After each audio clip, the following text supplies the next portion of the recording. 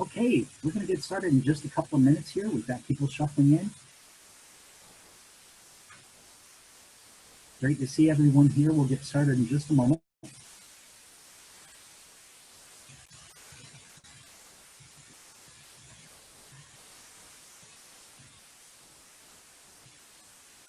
All right, it's a couple minutes after 2, so let's go ahead and get started. Thank you all for joining us today. We have a lot to cover, and of course, this is a new format for this training.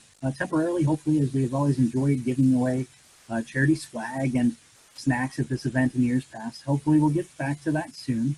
Now, most of you know me from email or one of these events over the last 13 years or so. My name is Kevin Middleton. I'm president for United Way of Kentucky. And I also have the pleasure of serving as your KECC administrator. And out there among you, I know we have a few new faces joining us as volunteers or as new lead coordinators for the first time. So let's take a moment right now and get used to the chat box, right? Make a comment if this is your first campaign serving as a volunteer. Go ahead and just put it right on in there. This is your first campaign as a volunteer. Identify yourself. I want to say thank you. Got those folks coming in here. I want to say thanks for being here today. Thank you for committing yourself to this work this year, because this year, this work is more important than ever. Whether it's your first year or you've been with us for a decade, you're going to hear throughout this campaign, throughout this afternoon, we need you. We need you to be fired up. We need you to be part of making this crazy year into something positive.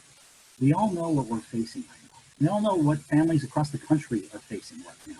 The KECC charities are on the front lines of this mess right now, doing our best to help those families get through today and planning for how we'll help them through the fall and through the coming year as the economy struggles to restart and get people back to work.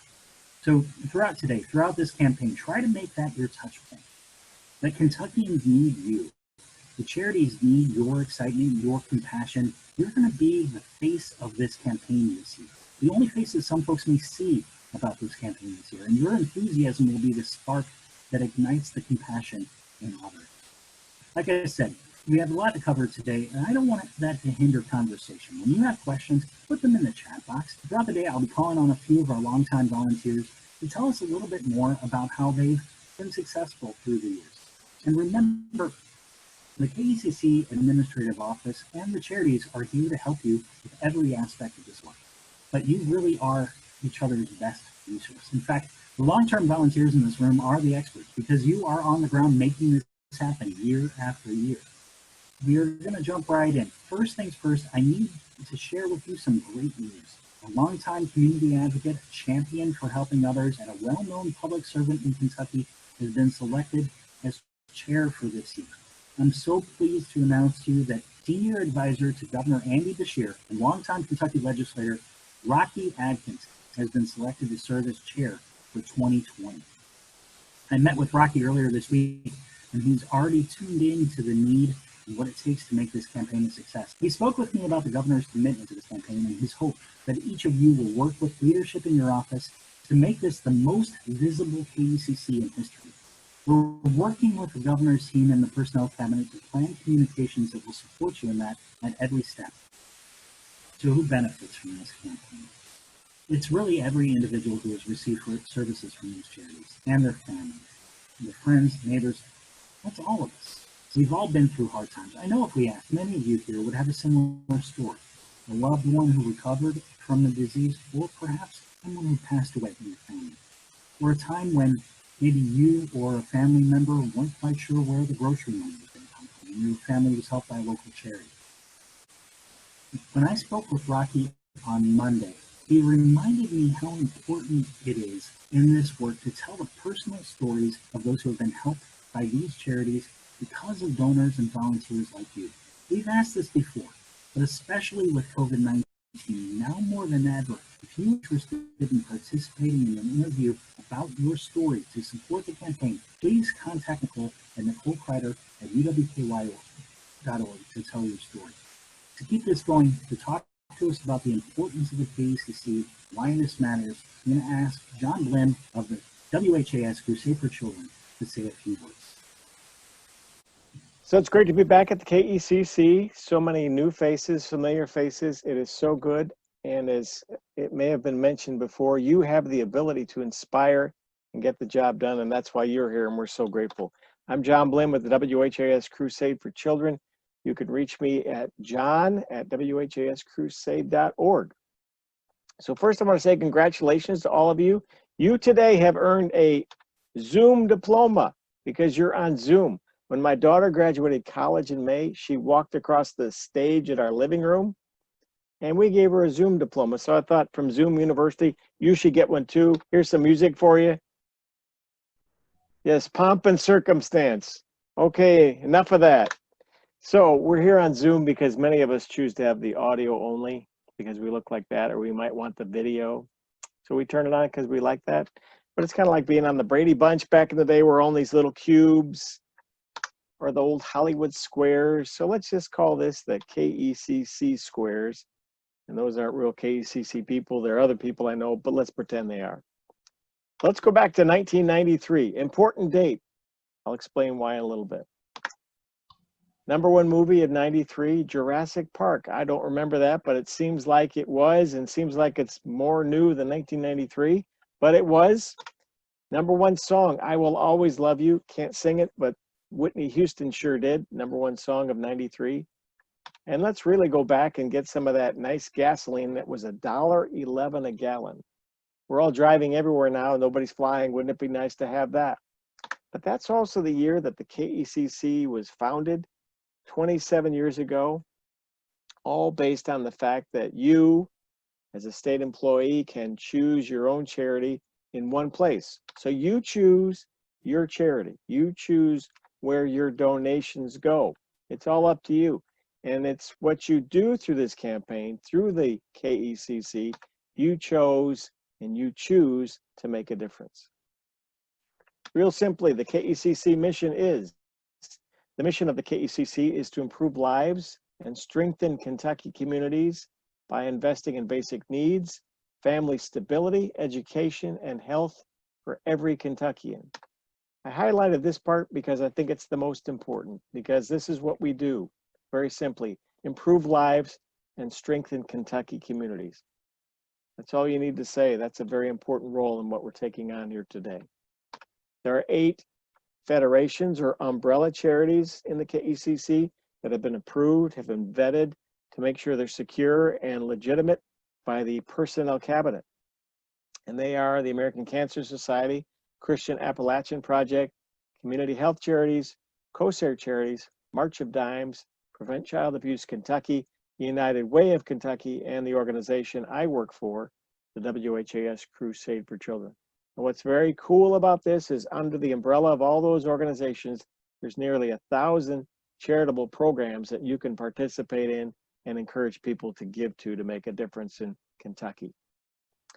Real simple, what can you do to make a difference? It's real simple, a couple of dollars a paycheck, maybe $3 a paycheck.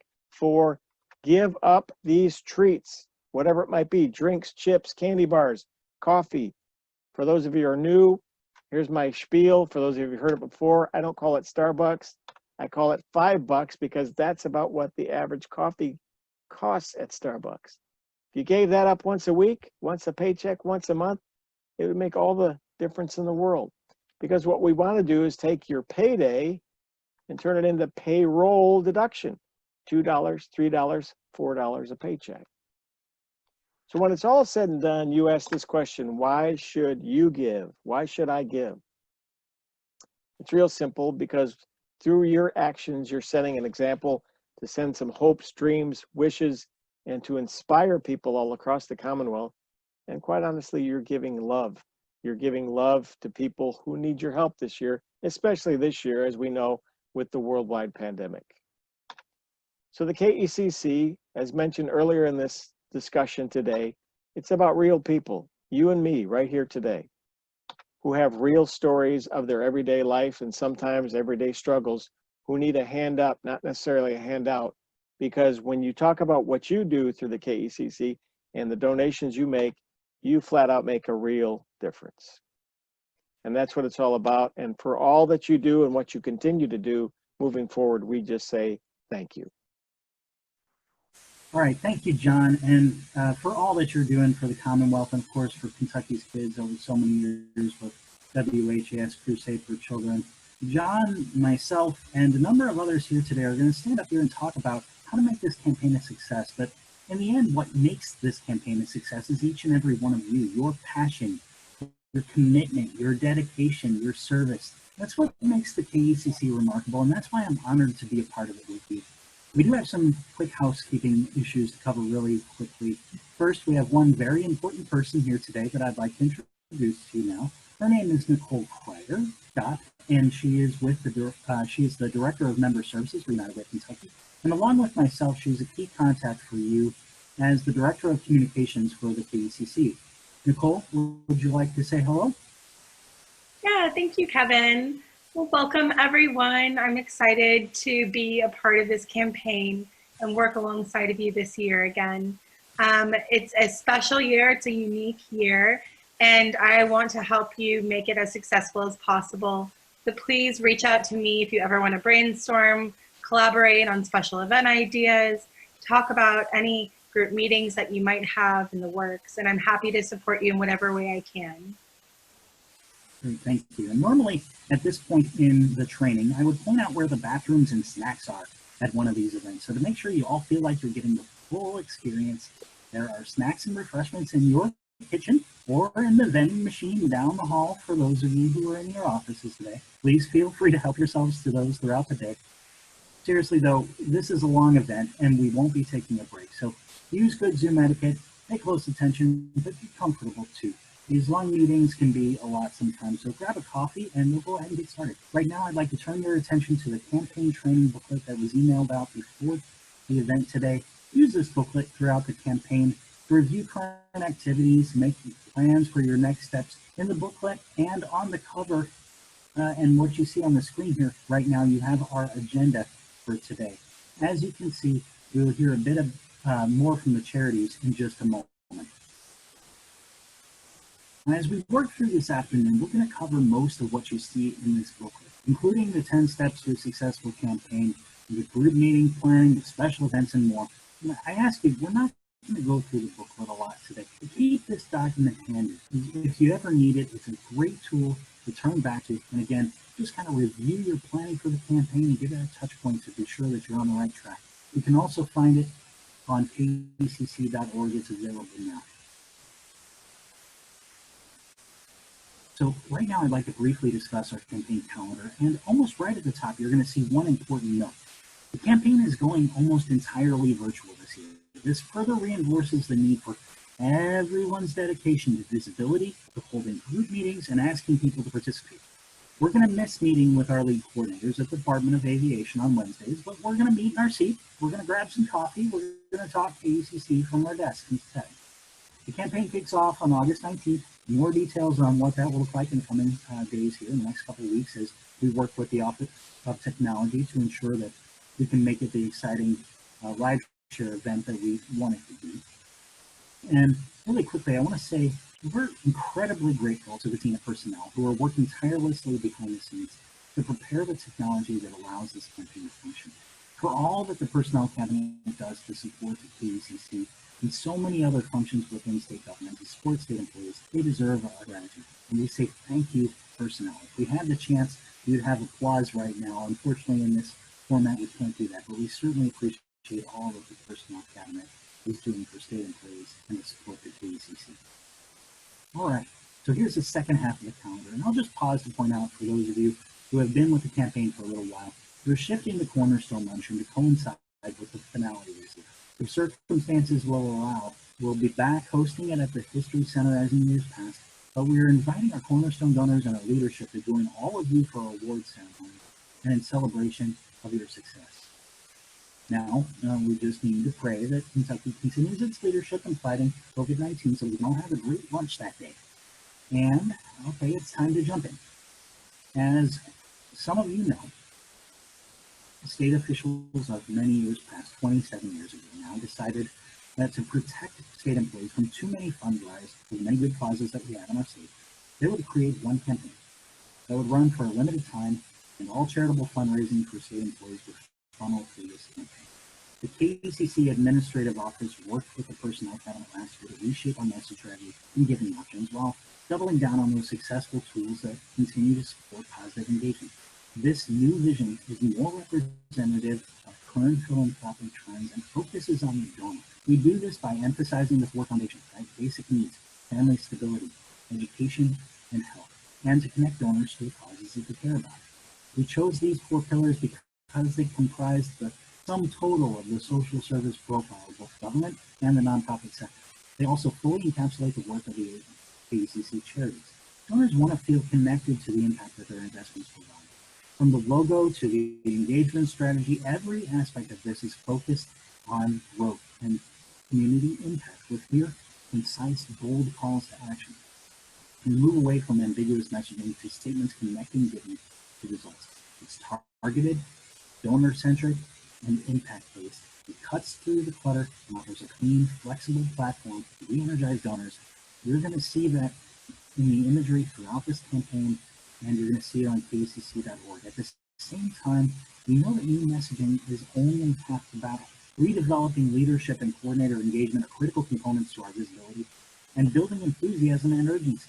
No coordinator can be successful without the full support of their office leadership. As Rocky shared with me on Monday, the Bashir administration stands behind this campaign and behind your work 100%. In summary, this new model makes it easier for you to tell the KECC story. Easier for you to find your passion for the cause and to build that passion into a great campaign. For today, I've asked Sarah Hugenberg of CoServe Charities to give us a better understanding of the four foundations. I'll turn it over to you, Sarah. All right, good afternoon, everyone. Thank you, Kevin. My name is Sarah Hugenberg, and I'm here with CoServe Charities as the charity representative. And today I'm going to tell you a little bit more about the four foundations of the KECC. So like John was saying, this program is about helping real people here in our community. And the KECC is built on four foundations, which are providing for basic needs, family stability, education, and health. And these four foundations really are about connecting you, our state employee donors, to the causes you care about. And most importantly, connecting you with your fellow Kentuckians, your friends, family, and neighbors who may need your help. So these four pillars promote all aspects of individual and family success. So first of all, we focus on basic needs. So because individuals and families in many communities in Kentucky are facing financial obstacles to prevent a good quality of life, we want to make sure that we're there to provide that for them. A lot of people are facing hunger, homelessness, a lack of safe housing or transportation, and we want to be there for those folks. Especially as we deal with the ongoing COVID-19 pandemic, many organizations that support the basic needs of families like food, safe housing, utilities, and other things are more in demand than ever. So we as a KECC family focus on basic needs. Secondly, we focus on family stability because unemployment, child abuse and neglect, and financial insecurity are all on the rise. Charities in this campaign are fighting every day to ensure that every person and every family in Kentucky recover and get back on their feet. So we focus on family stability. We also focus on education because all kids, including those with special needs, need a quality education to ensure that they have a successful and fulfilling life. Thousands of Kentucky's kids lack the support they need to develop literacy, stay on track in school, graduate, and find a career. And with COVID-19 and school closures of early education centers, and childcare being unavailable, we're facing a generation that could get left behind. So our KECC charities are advocating for safe recovery and investing in programs that help kids succeed.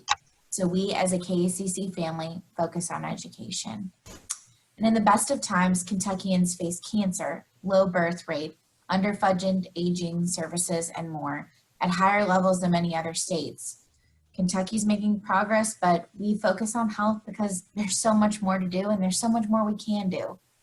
Especially now, funding health programs serving pregnant mothers and kids with special needs, researching cures, and helping the chronically ill and their families with therapies are more important than ever. So we focus on health. The four foundations connect you with causes you care about. and they connect you with your fellow Kentuckians who need your help and support. So thank you all so much for what you do for this campaign, and most importantly, what you do for your neighbors in need. I'm going to send it back to Kevin for our next agenda item. Thank you, Sarah. I appreciate you being here today and for your comments. To continue on that track and to dive deeper on those who benefit from your generosity and hard work, it's time for us to hear from a few of the charities firsthand. We do this because the more we know about the Kentuckians who benefit from this campaign, the better we are at promoting it. I've asked each of these charity representatives to share with you the work that they do. First up, we will hear from Lauren McCourt from Christian Appalachian Project. Then we'll hear from Brandy Britton from Prevent Child Abuse Kentucky.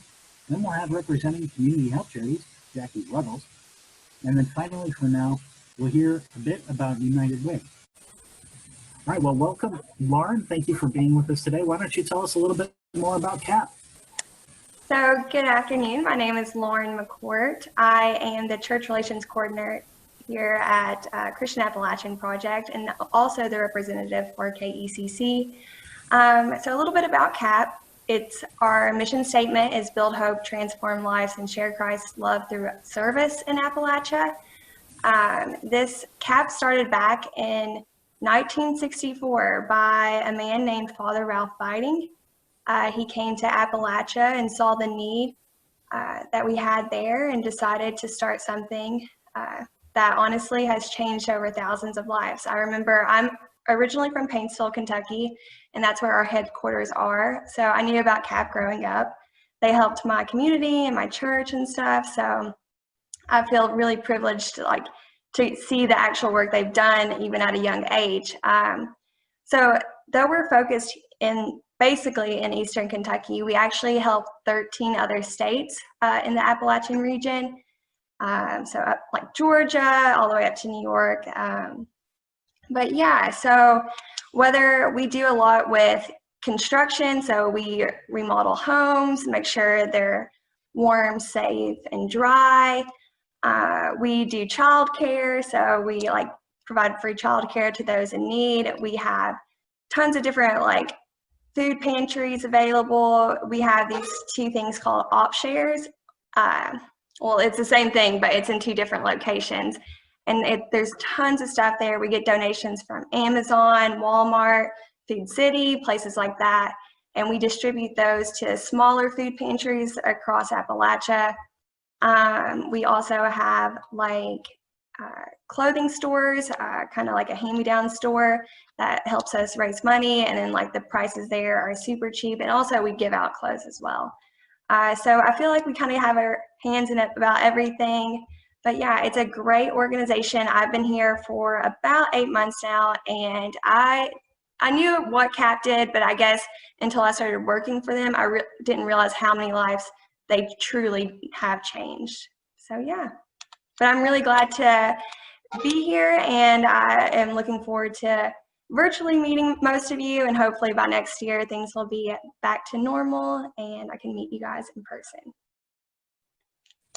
Well, thank you so much, Lauren. We certainly appreciate it. CAP has been a part of this campaign throughout its entire existence, and we appreciate the leadership that the Christian Appalachian Project brings to this. We appreciate your leadership and joining us today and throughout this coming year. We'll look forward to working with you, and we'll move on from here. Thank you so much, Lauren. Absolutely. Thank you, Kevin. All right, over to Brandy Britton from Prevent Child Abuse Kentucky. Thank you, Kevin. We appreciate you having us. We want to first say that KECC is very impactful to our mission, and we are honored to be a part of this and one of the charities for this. Prevent Child Abuse Kentucky has been around 30 years in Kentucky, and we are the only child abuse and neglect prevention agency in the state. Our mission is prevent abuse and neglect of Kentucky's children through advocacy, training, education, and awareness. We believe in building a better Kentucky by shaping our future leaders and their families to ensure Kentucky's children grow up in safe and healthy environments. So that is right in line with we are We believe in what KECC stands for because of the 4 pillars of basic needs. We do many things and offer many services. Our mainstay for prevention is our trainings. We train frontline professionals all of the time in many different areas. On our website, we have a huge list of all the trainings that we offer. We also have a parent education program, and that allows all caregivers, whether single parents, mothers, fathers, kinship providers, grandparents, even foster and adoptive parents, a 12-week program designed to provide skills necessary for improving those parent and child relationships. Another thing that we do in prevention is we work with 246 partners in prevention across the state of Kentucky. And this ranges from local communities, civic groups, faith organizations, community leaders, child advocacy centers, substance and abuse shelters, as well as many other nonprofits. These partnerships are very beneficial to us, and it also allows us to provide tools and resources to those folks to expand our mission. We have a 1-800-CHILDREN hotline, and that's a helpline for support, encouragement, and information regarding resources in local communities. So we do get a lot of calls into that, and if we cannot help folks, we can direct them in their local communities. We have on our website an information and data center, and there you can do many things. We have free resources that can be mailed out, as well as free digital downloads, brochures, posters, and tip sheets. And this is a variety of information ranging from birth to age 18. And it has a lot of resources for all ages. We host a Child Abuse Prevention Month in April of every year, and that month is all about awareness of child abuse, prevention, and the problems that we have in the state of Kentucky. We hold a conference, our Kids Are Worth It conference, each year. This is an educational conference with 600 to 700 folks that participate in this, and they're able to get their continued education credits, do networking, and work with other professionals that also work in the field. We work in prevention in so many ways, of course, advocacy, and I've just mentioned some of the things we do. But what we have come to find out is this is a state problem. We're not proud that Kentucky is #1 for abuse and neglect, but that means it takes all of us in prevention, and we really work as a state through lots of people instead of just 7 people in our office to prevent abuse and neglect across the state. We are grateful for everything that you would do as coordinators of KECC and volunteers, and all the work that you would invest in helping us and the other charities. Thank you so much for having us. Hey, thank you so much. Sure appreciate you taking the time, Brandy. The next person up is Jackie Ruggles from Community Health Charities. Jackie, you want to go ahead and unmute yourself and join right in? I will. Thank you, Kevin, and thank you, Kevin, Nicole, and the whole team that's really worked hard for this training. Just a little point of reference, I work on a number of state campaigns, and you're the first training, virtual training out the gate, and so far it's doing really well. And thank you to all the coordinators that are not just on the call today, but for all your efforts in helping with this campaign in the past and going forward. As Kevin noted, I'm with Community Health Charities, and what our mission is to empower people to take action to improve their health and well-being. Very simple statement, but very complex. Where you're born, where your zip code, that could determine your health, whether you have access to food, good education, a good family structure, playgrounds, fresh air, sidewalks. So our charity partners, whether they're developing research or they're promoting good, healthy outcomes or having support groups or education, are on the front lines of working towards that. I do want to hone in on one of our charity partners, Mental Health Association of Kentucky. You may or may not be aware of them, but they have actually been in existence since 1951. And they've had many accomplishments over the year. First of all, they helped create the Department of Mental Health in conjunction with the state of Kentucky. They also provided prevention programs for the school systems. They've also helped establish a health coalition and a healthcare parity policy. The most notable accomplishment recently is living your best life well, and that's before stage 4. And what that initiative addresses is that we tend to think of health in terms of your physical health. You take care of yourself by eating good food and exercising.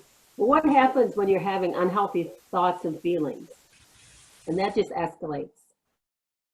And it's noted that 50% of all people have some kind of mental health condition. And out of that 50%, 25% by age 14 will have a mental health condition. And what they're trying to do is get people to seek treatment well in advance of it becoming critical. It's estimated that it takes people 10 years to seek actual treatment. And now with the young population, it's more critical than ever. The school pressures they have on them now, the social isolation, the cyberbullying, all have dramatic effects on their mental health. So all that you do as colleagues and coordinators and fellow employees that help with all these organizations is greatly appreciated. And Mental Health America appreciates what you're doing as well. So thanks so much. And I'm going to turn it back to Kevin. Thanks so much, Jackie. I sure appreciate you taking the time with us today, joining us from Community Health Charities. We're going to go ahead and jump right on here and talk a little bit about United Way. United Way is in Kentucky, raise over $41 million a year, mobilizing Kentucky's financial and human resources to meet critical needs and help to ensure that hundreds of thousands of Kentuckians each year achieve their highest potential. We're fighting to improve lives in our community by addressing the essential building blocks for success, these same factors that KECC focuses on: education, financial stability, health, while maintaining vital safety net services and food, shelter, and safety for individuals facing crisis situations. We stand as a unified partner in support of hundreds of high-performing nonprofit agencies right on the front lines to lead major cross-sector collective impact initiatives. United Way also partners with thousands of companies in wisely investing contributions of tens of thousands of donors to transform lives, families, and entire neighborhoods. By supporting United Way, you're helping to move the needle on poverty, and you're making our community a place where everyone can thrive. We make strategic investments designed to create lasting community-level change. Our strategies include leading cross-sector collaborations, advocacy for public policy changes, and funding direct services and programs provided by partner agencies in the areas of human and health services. We collaborate with organizations across the state to ensure that children succeed in school, individuals lead healthy lives, and everyone has the opportunity to achieve financial well-being. Children are more likely to graduate from high school if they enter school ready to succeed, right? Communities are strengthened when people's basic needs are met and they have the resources they need to secure affordable housing and a stable income. Access to needed healthcare services helps children, adults, and families all thrive in school, at work, at home. United Way has the scope, the expertise, and the influence to bring together hundreds of human service agencies, governments, businesses, private foundations, and dedicated volunteers around a common vision of achieving long-lasting results. When we live united, whatever the problem facing our community, we can solve it together to create real change. We give, we advocate, we volunteer. That's what Living United is all about. That's what United Way is all about. We thank you for your gifts, your donations, the investment that you make in your community.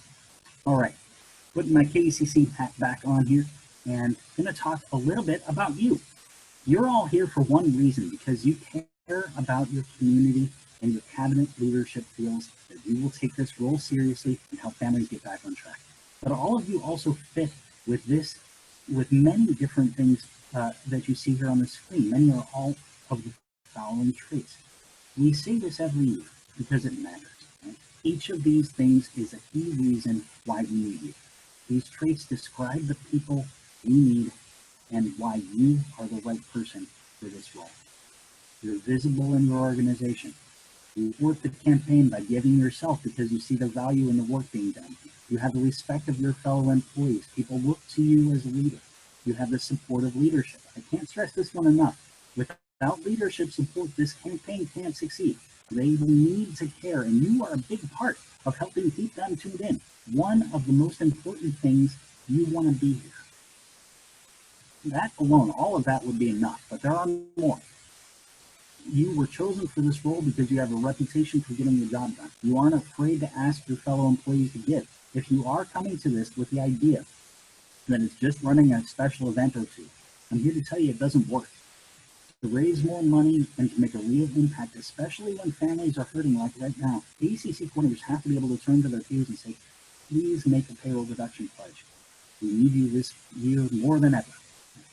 You're part of this because you have the ability to work with and inspire a team.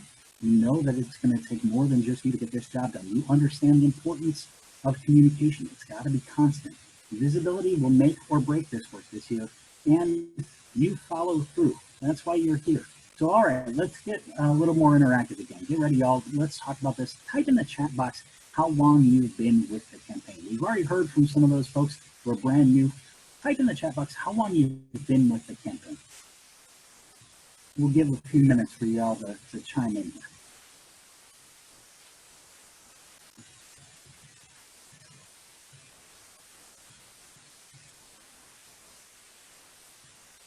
All right, keep going, folks.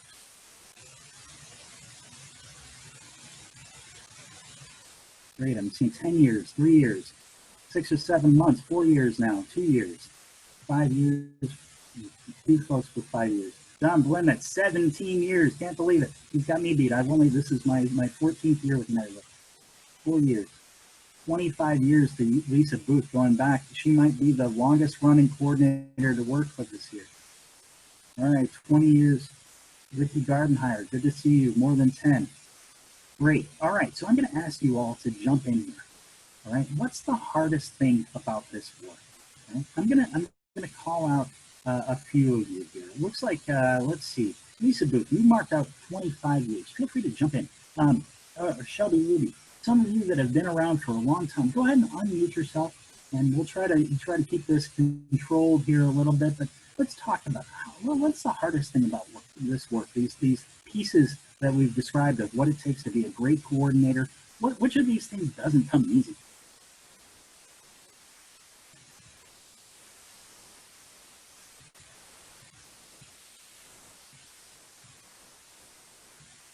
Let's see, how about TJ Simones? I know TJ is ready to jump right on in. TJ, tell us, what are these things over the past 3 years as you've been getting used to this work? What if this doesn't come easy to you? Combating the cynicism within your own division. I do, as most of you know, I'm with the Secretary of State's office, and the most difficult part for me is when, you know, I'm hoping that everybody else has this problem, but they say when they start paying me enough, then I'll, you know, so yeah, it's that right there is my kryptonite. I'm sure. It's important. And part of the reason why we ask this question is because we know these kind of things are going to come up, right? And it's important for you to know that you are each other's resource. You're all going through the same thing at the same time. And there are ways to work through this. The KECC administrative office is here for you. I see Ricky Gardenhire in the background here. She and I have been working together for the last 10 years. Ricky, why don't you jump in and talk about your experience with KECC and which of these things comes difficult of the things that it takes to be a good coordinator?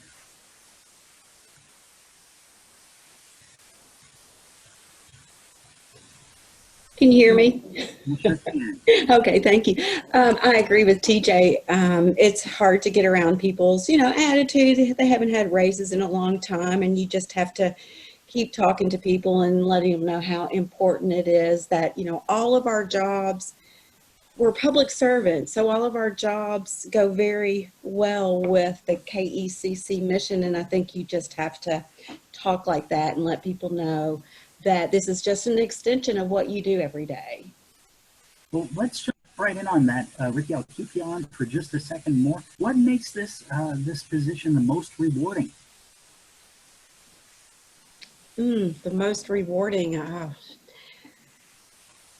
knowing that you're helping others. My family has benefited from KECC when my daughter was born, and just knowing that, giving it back, returning the favor. That's awesome. That's great. Thank you, Ricky. Anyone else want to jump in and talk about what's been rewarding for you as you've been working through this campaign for any number of years?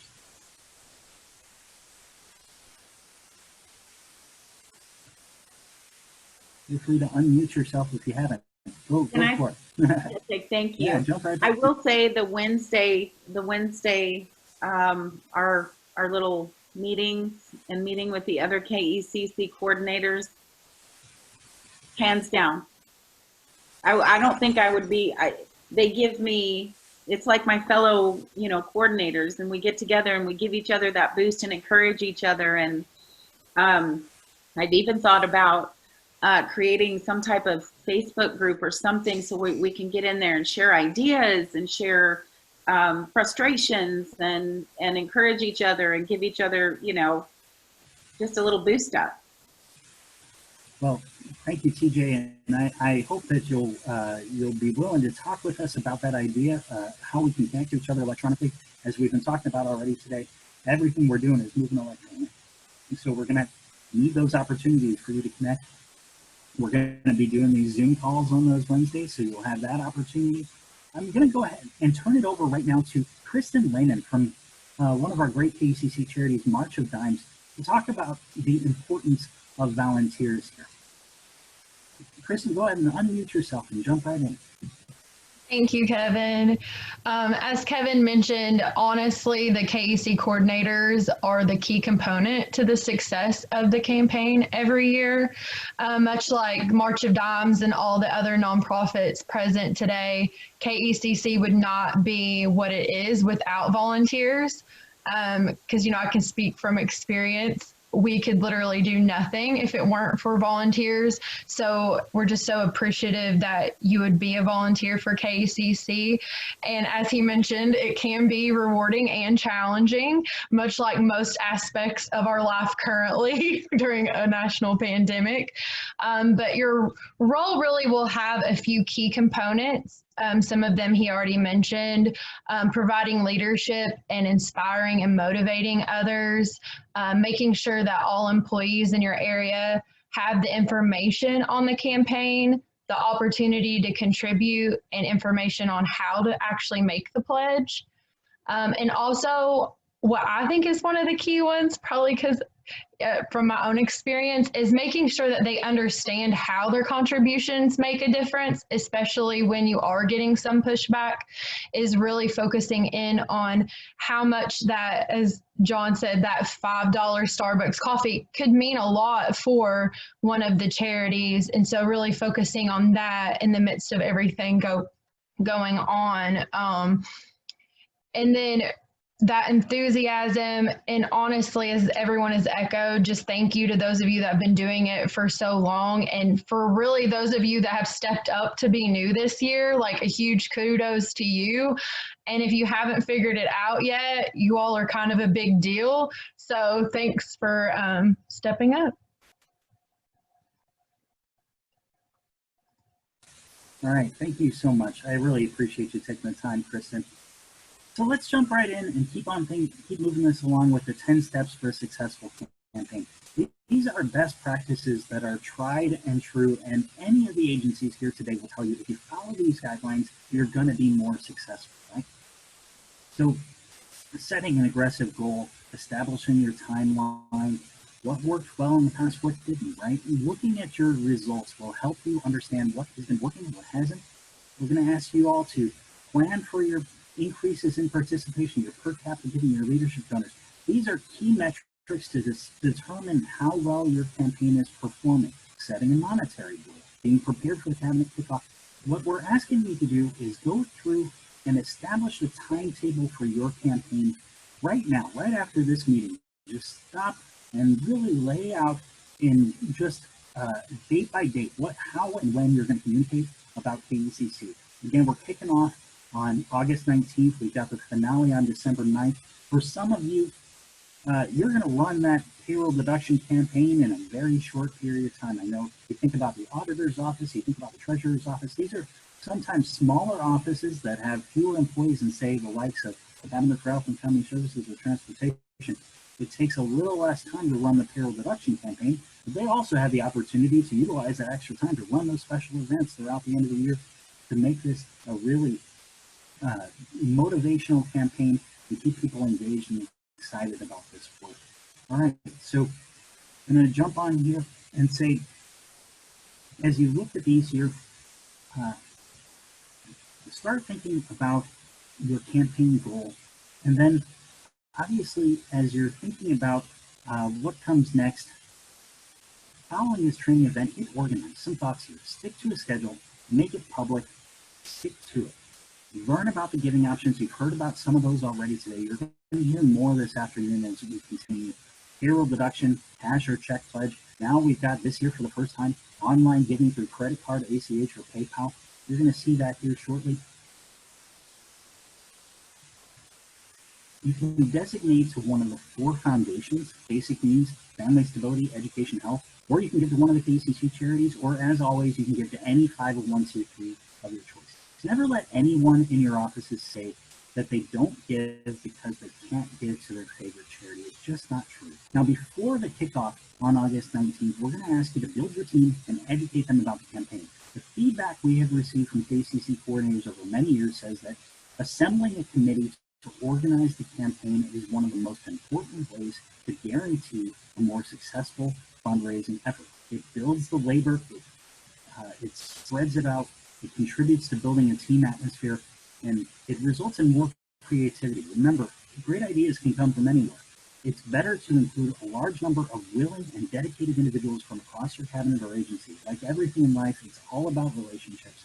It's all about those local connections, and those local volunteers in your office are going to help to make that happen. Ideally, every office across the state should have at least one KECC volunteer or more, depending on its size. If you have a willing volunteer, if you're ready to help you, they're the right volunteer to help you. Also, remember, the more you communicate about the campaign, the easier it will be to manage the questions that come up, and the better you can shape the message using great stories and all the information that the KECC Administrative Office gives you each year. So I want you to take a look at this graphic. We say a 1 to 50 ratio is best. It's best because we know you are all very busy. It will go smoother for you the more people you recruit. So if you get a volunteer down at the unit, the section, the branch levels, particularly in those large cabinets, then you're probably meeting the need. Some of you brought some field coordinators with you here today. You field coordinators, the folks that are working with a lead coordinator for a cabinet, now it's your turn to go back to your offices and consider who can help you in some of the branches that fall under your agency. Keep in mind, if you build the right team, you plan your work, you start getting some excitement going around the campaign, before you ever ask anyone to give, you've already set yourself up for success. If you do get stuck, you've got a team of people you can rely on, in addition to the KECC charities and the administrative office. Success comes from good planning and team building with this campaign.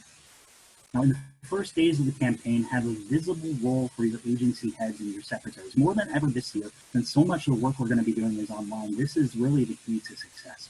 Make sure that all employees know that the KECC is supported by the cabinet secretaries, the constitutional officers, the department heads, and other executives in your area. Get support from above for holding events, for holding meetings electronically this year as needed. And ask leadership to attend those meetings and make an introduction to the campaign. In addition, have your secretary or your agency head sign an endorsement letter showing their commitment to the KECC. Remember, strong leadership is going to make a big difference between a mediocre campaign and an excellent one. Over the next few weeks, I'll be scheduling appointments with our coordinators, the cabinet secretaries, and the constitutional officers to deliver data about the campaign, what we call the case for giving, and that showcases your past results and their role in this effort. Now remember, give everyone also the opportunity to participate, and this is a big one, folks. Plan those group meetings. There is no more important event that you can plan than to have a charity representative speak to your team via Zoom or Teams, or if by some miracle we get the chance to meet in person. We'll be reviewing how to best run these meetings in a while, and you'll also see some tips on page 9 of your booklet when you get back to take a look at those booklets at your convenience after the meeting. Schedule group meetings with Nicole Kreider using the group meeting planning form in the book. Also, keep in mind there will be questions. Know the answers or know where to find them. That's KECC.org, or call us at the KECC Administrative Office. Remember, this is all about planning, and success, like I said, happens before you ask for a dime. So jumping right ahead, this is important, so it gets a slide all by itself. We talk about emphasizing payroll deduction. There are many reasons. It's the easiest way to give.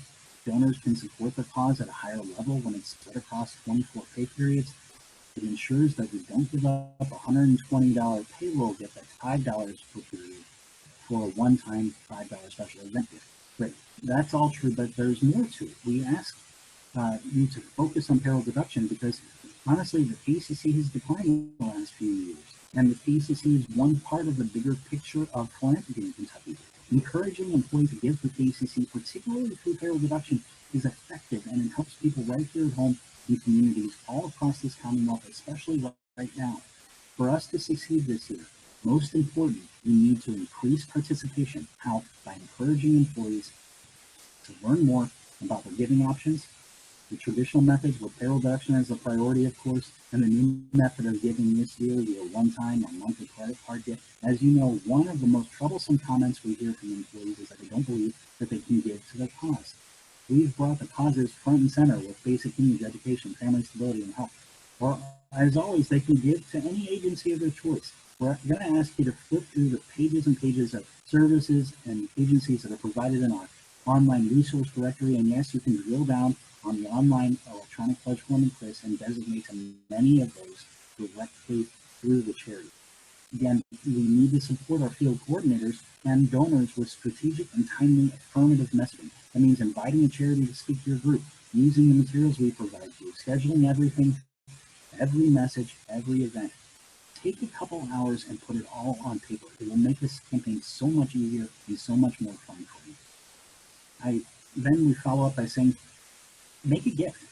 Make a gift yourself. And communicate directly with employees before you do so. The more personal we make this campaign, the more successful it will be. And people care about if the person asking them to give is also a supporter. They care about what they're putting their voice in. Talk with your executive team about supporting cornerstone giving. Ensure everyone has the chance to give and knows about KECC. People will not give payroll deduction or otherwise unless they are personally asked. Again, the KECC charities are happy to support your message and speak to your team at any time. So jumping ahead here, throughout the campaign, let KECC administration, the administrative office, and the KECC charities help you. In addition to speaking at group meetings and events, there are many other ways we can help. We can respond to questions or concerns or comments arise from coworkers. We talked about some of those already. Trust me, they're going to come. Providing success stories, that's what we do. That's the key role in asking your charity to come and speak to your group, is they can talk about the people that are helped by your donations, by your hard work. Providing templates, other campaign tools. The next one, motivating employees and making it fun. One of the many benefits of the KECC is to use this as a morale booster in your office. State employees are generous people, but we can really get people engaged by giving them a chance to enjoy some incentive. There are some easy ways to motivate employees. Of course, tracking your goals, that's important. People get motivated by wanting to reach a goal. So track your progress and report it often. Reporting electronically or placing flyers in places people congregate as they're available, right? The lobby, the break room if they're open, in front of the building, etc., can help keep the campaign at the top of mind for those folks who are coming into the office.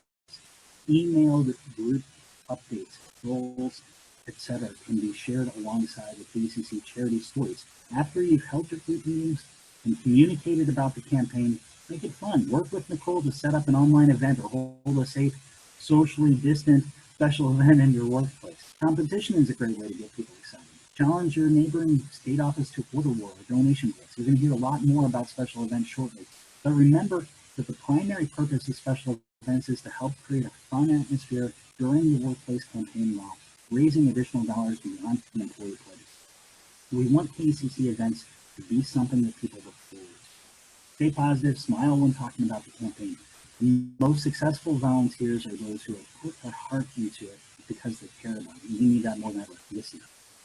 So many of you are familiar with the Cornerstone Society, donors that give $1,000 or more. We know from experience that new individuals who give at a higher level are more responsive to being asked by those giving at the same level. This is why we ask you to have your leadership remind those who might be interested in giving at a higher level about the Cornerstone Luncheon. We'll be sending out the invites to the Cornerstone leaders later in the year. Obviously, by tying it into the finale event, it's a little bit later in the timeline. Since this is the one time that employees can give the apparel deduction and spread that gift out over the whole year, you or your leadership are best suited to know who else in your offices might be interested in participating at this level. Invite them to do so by giving through the KECC to the cause or the charity of their choice. And this year, of course, since we're combining the Cornerstone Luncheon with our finale, we're going to be celebrating all of you, our lead coordinators, and Thanksgiving for your success at the end of the year on December 9th. Number 10, I think this is self-explanatory, but we recommend regular communication throughout the campaign. That means lead coordinators should attend those report rallies that we talk about on Wednesdays to stay connected. Thanks for the shout out there, TJ. We appreciate that. Also, we ask that you update your employees on their success. Finally, don't forget to say thanks. It seems like a simple gesture, but highlighting the success of their generosity goes a long way in building goodwill and keeping morale up, as well as keeping people as donors year after year. The bonus step following the last one. Remember, the payroll campaign might run from August through November, but there's no reason not to share information on the campaign throughout the year. As you set your calendar, hold year-round special events. Plan and promote upcoming events after the finale to keep the momentum going into the holiday season and beyond by focusing your special events around national and state holiday themes, etc.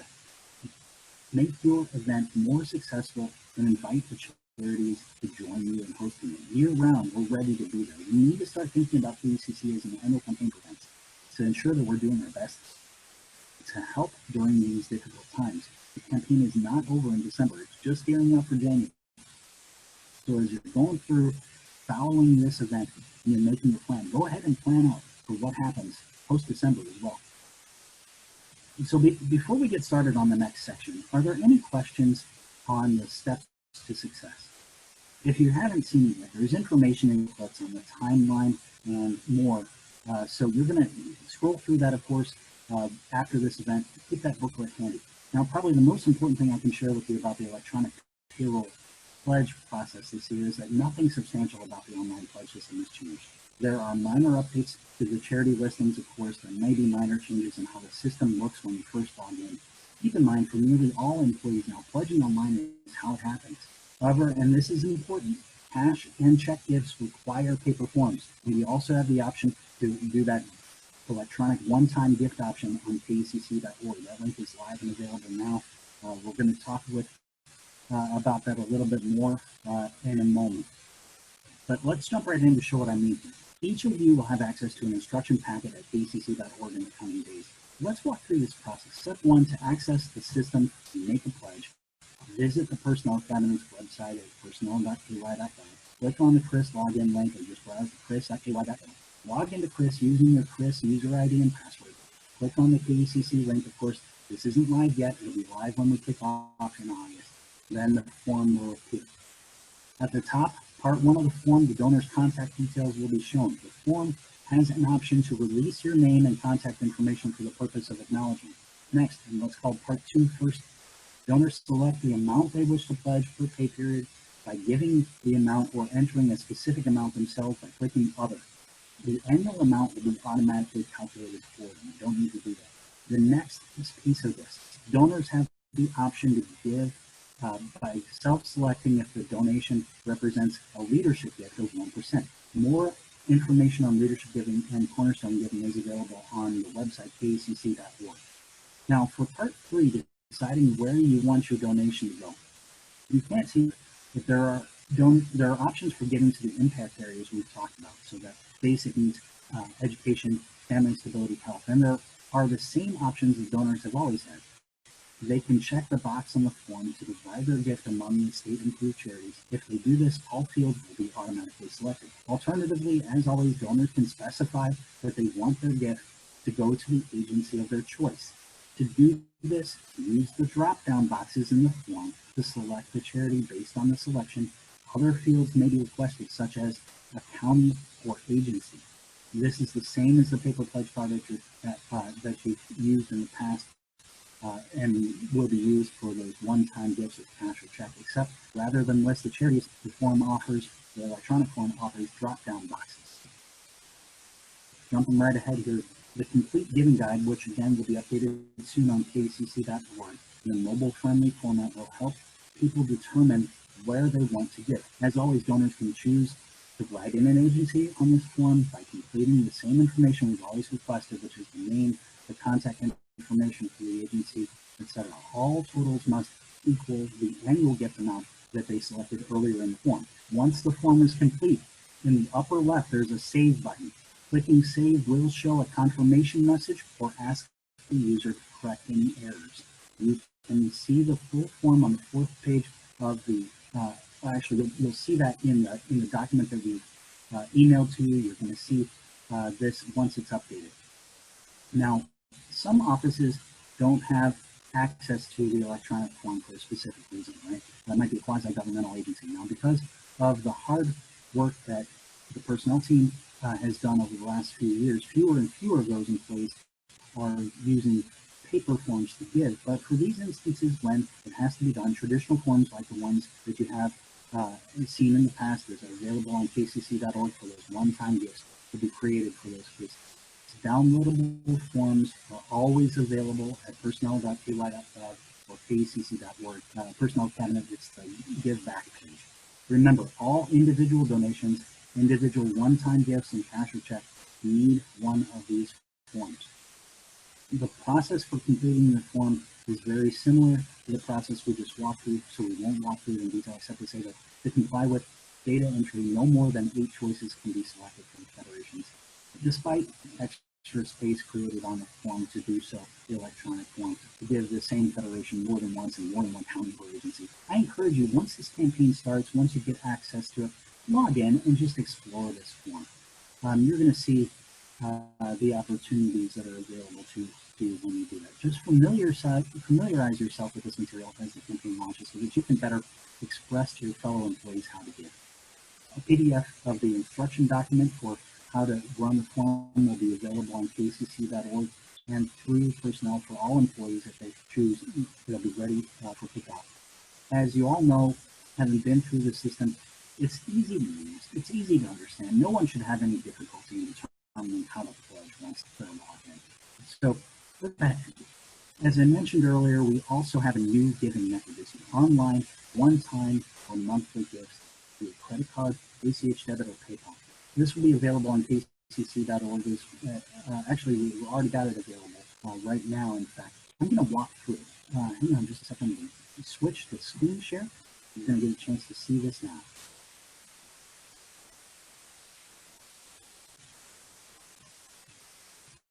All right.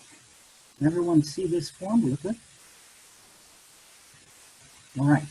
So right at the top, again, we have some donation amounts, right? And this is, some suggested amounts that are on the list here. And this is one-time or monthly donation. We ask people to make it monthly if they want to make a bigger difference. But at the same time, you can just go in and type anything if you choose, right? You can type $1, $5, whatever you choose. Then it gives them the option to cover the processing fees so that doesn't come off of their donation, right? Again, the option to choose between a one-time donation or a monthly recurring donation are available right here. We ask people to pay by credit card, by bank account, or PayPal. Those are all available through this method. It's all stripped through a platform called Donately. You can see here that we're asking some of the same questions that we ask in the KECC pledge form. Some basic identifying information: what cabinet or constitutional office you belong to, your work county, your permanent number, your street address. You can make the donation anonymous if you choose. And we have some of those basic giving options again. You can choose between the 4 pillars of the campaign, the foundations we talked about. You can also choose to give to one of the KECC charities if you like, or finally, of course, giving to the 501c3 of your choice, and all the extra data that we have to put, the extra comments that we put down at the bottom of that to make sure that people include all the information necessary. So that's that online form. This is still in draft. We're working through with the Personnel Cabinet to make sure that it's exactly what we need to make this work, but it's going to look a lot like this, and we're excited to bring this new giving option to you all this year. I'm going to jump back to our screen here in a second. All right. Can everybody see the PowerPoint slideshow again? Are we back on track with the PowerPoint? Any thumbs up? Should be. You're still on the payment page, Kevin? What's that? You're on the payment page. There you go. You have the four pieces here: basic needs, family, stability, health. All right, great. Shifting gears to tell us more about the work of the KECC, we're going to turn back to our charities. First, we're going to hear from Ellen Schroeder from American Cancer Society, then Sarah Hugenberg from CoSARE Charities, then we're going to welcome Kristen Lehman back from March of Dimes, and finally John Glenn from WHAS Crusade for Children. First things first, let's turn it over to Ellen Schroeder from American Cancer Society. Ellen, go ahead and jump on in. All right, thank you, Kevin, and thank you to all of you for your work in advance for all the coordinators. We very much appreciate being part of the KECC. I know that many of you are familiar with the work that the American Cancer Society does in terms of our patient service programs and with our research programming as well. But you know, the American Cancer Society, like every other organization, has had to make some multiple changes in light of COVID-19. Our mission, of course, is to save lives, celebrate lives, and to lead a fight for a world without cancer. But in order to do that under COVID-19, we have had to suspend many of our forward-facing patient programs to keep our patients and our volunteers safe. As many of you know, and some of you may be cancer survivors, so you know that cancer patients and survivors are some of the most vulnerable to other illnesses. So of course this was paramount. But what we found is that we have opened up some opportunities. You know, we have always invested in virtual patient programs. We have had a very robust 1-800 number. That number is handling thousands and thousands of calls. 80% of those, interestingly, are focused on navigating treatment around COVID-19. But one of the things that we've done here recently is we added a video chat option because so many people are dealing with isolation and with concerns that they can't see people. So adding that video chat to our 1-800 number has made a big difference for patients and for caregivers. We've also integrated telehealth tools and resources for caregivers and patients so that they can make their doctor visits that they're having under COVID as effective as possible. We've also done a number of survivor videos, blog posts for patients, and we're in the midst of doing survivor surveys, you know, and research to assess really how COVID-19 has impacted not only their treatment, but also their workplaces, their mental health issues, some of the caregiver stress that they're dealing with. All of those things that we deal with, you know, on top of the fact that we're dealing with cancer, things have been pretty tough, obviously, for our cancer patients and our survivors. So in addition, one other neat thing that we've done, some of you may have participated in our cancer prevention studies in the past. We have done 3 of those, and the first one, for example, showed the link between smoking and lung cancer. So they do a lot of wonderful work, but our most recent cancer prevention study participants have been surveyed now about symptom trackers around COVID-19. What we're trying to do is determine what the long-term effects of COVID-19 might be on overall population health, again, under that cancer lens. And then one of the other things that many of you too may be familiar with, our Hope Lodge in Lexington was closed to patients, again, because of COVID, but we opened it to healthcare workers, you know, to provide them with respite while they were doing their work. Now, since things are kind of leveling off a bit, we hope to be able to open that Hope Lodge back up again next month. So again, exciting news there, and it has opened up some opportunities. You know, all of these items, of course, are critical to our mission, and of course, funding is obviously critical to support this work. But we need even more help in supporting the work in our areas of research and prevention and screening. You know, research work and funding has been disrupted due to COVID-19, with universities being shut down, with the lab social distancing issues, with the lack of PPE for researchers. All of this has affected the lab work that's going on around cancer treatment and service for research. And unfortunately, this disruption could certainly slow progress for cancer research and treatments in the future. So it's a big, big concern. And in addition, funding for prevention and screening initiatives is critical. What we're finding is preventive screenings and vaccinations, especially around the HPV vaccinations, as well as other adolescent vaccines, are down over 75% over last year. So catch-up is critical. And of course, we are concerned that we're going to be looking at more late-stage diagnosis with cancer in the next few years. There are some experts that are already predicting that over 10,000 additional cancer deaths will occur over the next 10 years due to these lags in screening. So the need is urgent, you know, obviously to get people educated about screening, to get that catch-up taking done, and to continue our work in terms of prevention and screening initiatives. But, you know, cancer doesn't stop, so neither will we. So we definitely need your help and support more than ever to address these critical needs. So we thank you. We thank you for all you do to support the American Cancer Society, as well as all the organizations that you are supporting through the KECC. Thank you, Kevin. And thanks so much, Ellen. We appreciate you being here with us today. I'm going to turn it next to Sarah Hugenberg from KECC Charities. Sarah, I'm going to go ahead and give you control, so hopefully this will work out for you. Great. Just 1 second while I pull that up. Feels so powerful. The pointer. All right, go for it. You should All right. Just click it. Just click it. You got it. There we go. All right. Hi, everyone. It's nice visiting with you again. Like Kevin said, I'm here with KECC Charities. And some of you are familiar faces and some are new. So nice to meet you all. If you don't know about KECC Charities, we've been in the Kentucky community for almost 100 years. And our goal is to make sure that kids have all of the resources that they need to grow up to be happy, healthy, and safe. So that ranges from anything from providing funding so children can afford their medical care and their families can provide them with that, to providing support for other nonprofits and partner agencies who are the direct providers of education, healthcare, and social services. So kind of a wide range of things, but really we just want to make sure kids have what they need to thrive. So last year, because of the KECC and folks like you all, we were able to serve almost 450,000 children through our programs as well as through our support of our partner agencies.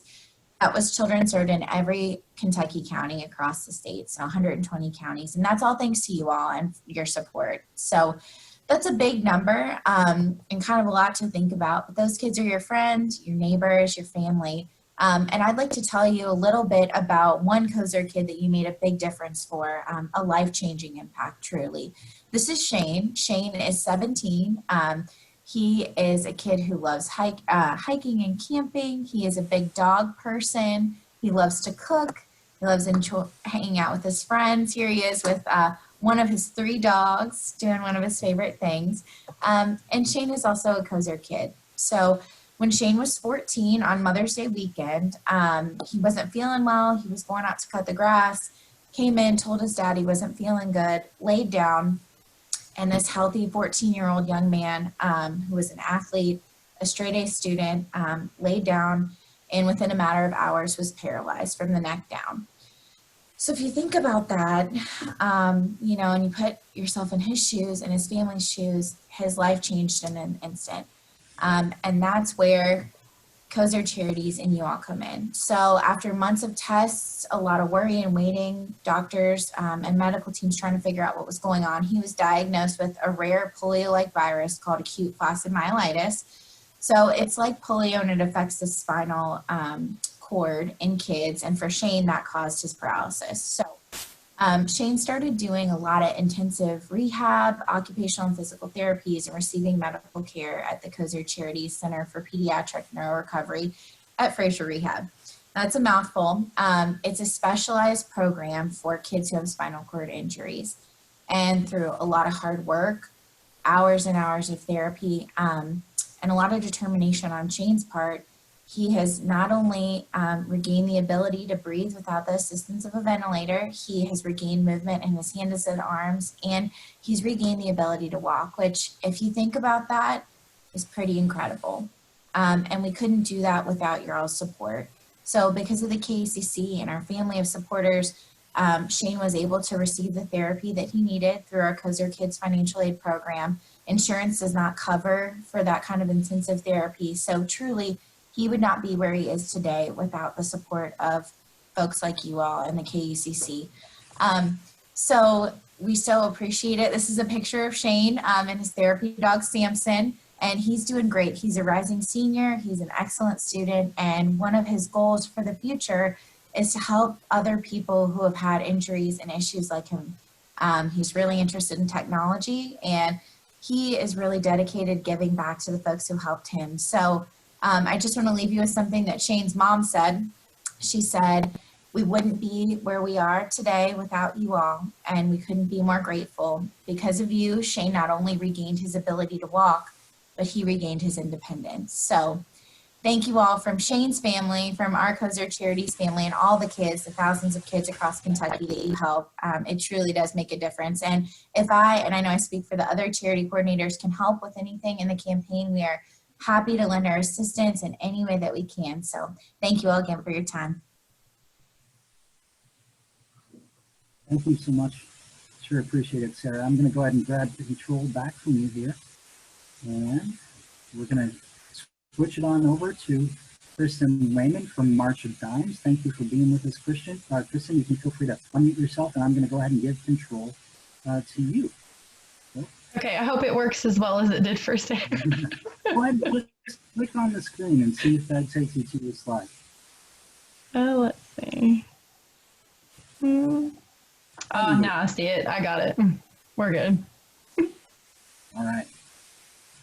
So as Kevin said, I'm with the March of Dimes, and really our mission, we are leading the fight for the health of all moms and babies. And as I believe it was Jackie alluded to earlier, like their mission was very straightforward, much like ours, and it is a complex problem, much like she was mentioning earlier. Some of you are pretty familiar with March of Dimes, but I'm just going to do a very quick overview for those of you who may not be as familiar. We actually were founded during a national pandemic. It was the polio pandemic and also the Great Depression by FDR. So we have an 82-year history, and luckily in 1955 the vaccine was found to be effective and safe. And so instead of just saying that was great, our mission's accomplished, there were so many great volunteers across the country, and just decided to carry on the legacy of FDR and look at what was facing children that wasn't being focused on by any other organization at the time. And so we kind of morphed into what we are today with birth defects, premature birth, infant mortality, and some of our new focuses are around maternal mortality and just health equity when it comes to moms and babies. So this is always staggering to me, but the US is one of the most dangerous countries in the developed world to give birth in. And so 2 women will die from pregnancy-related causes today and every day, and 2 babies die every hour in the United States. And in Kentucky, it's more than 1 baby a day on average that will die. Let's see. And so these are just a couple graphs that kind of give you an idea of we're heading in the wrong direction. So maternal mortality is rising in the United States as it declines everywhere else, as you can see. And so that's why it's kind of come to the forefront for March of Dimes, really focusing in on how do we change that graph in the other direction. And then you can also see we made a huge decrease in premature birth, but now we're back on the rise again. So again, another trend that we're not happy with at all, and really trying to figure out how do we make that go down, because the same goes for Kentucky. It's on the rise as well.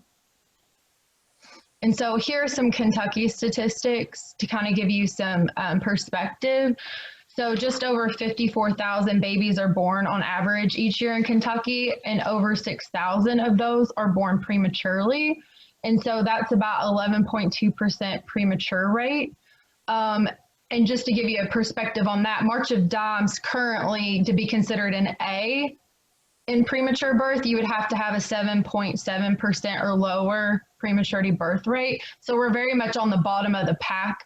When it comes to that, we actually get a D-. That's our most recent report card grade when it comes to maternal child health. And then, as I mentioned earlier, about 376 babies die before their first birthday in Kentucky every year. And if you're a numbers person, which I'm sure we have some finance people on the call, the societal cost of preterm birth just in Kentucky is $314 million each year. So obviously that's a big impact on taxpayers and everyone that has to deal with those very large costs. So how does March of Dimes lead the fight for the health of moms and babies? We do that in many different ways. Definitely the research and through our breakthroughs, advocacy on the local and national level when it comes to prioritizing moms and babies, supporting families throughout their whole journey, educating families and medical professionals, and uniting and partnering with other organizations. We do a lot of partnering with the Kentucky Perinatal Association, the Hospital Association, anybody who shares a similar mission as ours. You know, you're always going to do better if you work together, is kind of how we feel about it. And we really do reach all moms and babies through our research, vaccines, advocacy, and breakthroughs. Every one of you are a March of Dimes baby. If you had the polio vaccine and you don't have to worry about that, you were touched by the March of Dimes. Your newborn screening, your folic acid that you may have taken or your parent might have taken. There's so many ways that the March of Dimes has made a real difference on maternal child health. Let's see.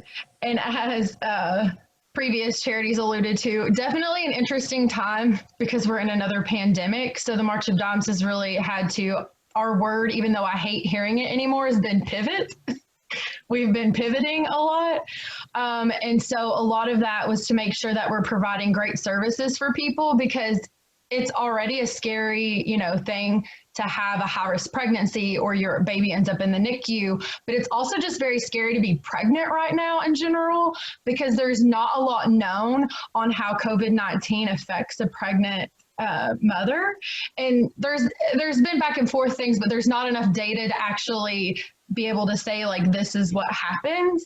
And so it's just a very uneasy time. So we've been doing everything that we can virtually to make sure that people feel supported. And some of that's been through up-to-date COVID-19 information on our My NICU Baby app, doing an education series for families that have children in the NICU, because the last thing a parent wants to do is bring that into their child in the NICU. They already are fighting for their life. They don't need any additional worries. And we've updated our birth plan. We have Facebook Live series every week about a different topic where people can ask questions if they're nervous about something with experts. And so they're really getting the up-to-date information. And I'm just going to put this out. If anybody knows of anybody who's expecting right now or has a child in the NICU, reach out. I'm sure Nicole or Kevin would, send you my way in terms of like resources or anything like that, because it definitely is a very scary time. And so we've also been, even though we can't go into the NICUs, we've been definitely doing a lot of our NICU touch points across the state, making sure that people feel supported, and just little things for the staff and families, because it's already lonely being in the NICU, but right now only one parent can be in there at one time. And there's actually, it's luckily not in Kentucky that I've heard of, but there's some hospitals that aren't allowing people in at all. And so it's just a very scary time. So we're just trying to bring some normalcy and letting them know people care about them through different touch points.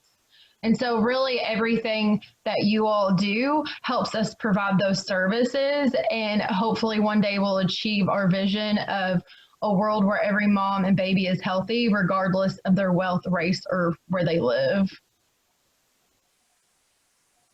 Awesome. Thank you so much, Kristen. And I just want to jump right in on that and say that some of you may know this, some of you may not. My family welcomed a new baby just a month ago into our family. Our fourth son came about a month early. And so I know that our family has benefited from the research and expertise that March Madness has put into ensuring that preemie babies get off to a great start. I know it was kind of I guess a late term early birth as opposed to a full preemie, but it certainly was a scary moment for us how quickly he came, 2 hours from going into labor to birth.